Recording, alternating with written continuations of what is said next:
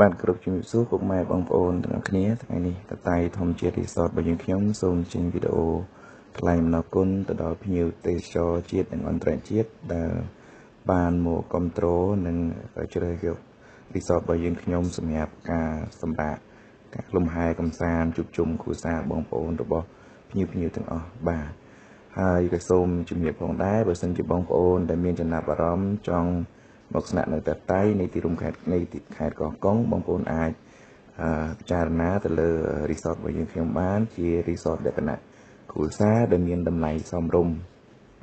ហើយក៏ចង់បញ្ជាក់ដែរថាឥឡូវហ្នឹងផ្លូវជាតិលេខ48និងផ្លូវជាតិលេខ10ត្រូវបានបញ្ចប់ជាស្ថាពរហើយបងប្អូនដែលមកពីភ្នំពេញដែលអាច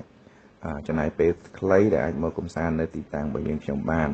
ហើយបងប្អូនដែលចេញមកពីខេត្តសៀមរាបពោធិ៍សាត់ប៉ោយប៉ែតបាត់ដំបងបងប្អូនអាចចេញមកតាមផ្លូវជាតិលេខ10ហើយ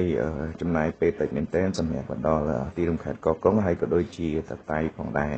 អញ្ចឹងបងប្អូនមានចំណាប់អារម្មណ៍សម្រាប់កក់បន្ទោកសម្រាប់ស្នាក់នៅរីសតរបស់យើងខ្ញុំបងប្អូនអាចទំនាក់ទំនងទៅតាមលេខទូរស័ព្ទខាងលើបានហើយនៅក្នុងរីសតនេះមានសកម្មភាពជាច្រើនដូចជាស្ទូចត្រីអុំកាយ៉ាលេងទឹកជ្រោះព្រៃកោងកាងជាដើមបាទសូមអរគុណ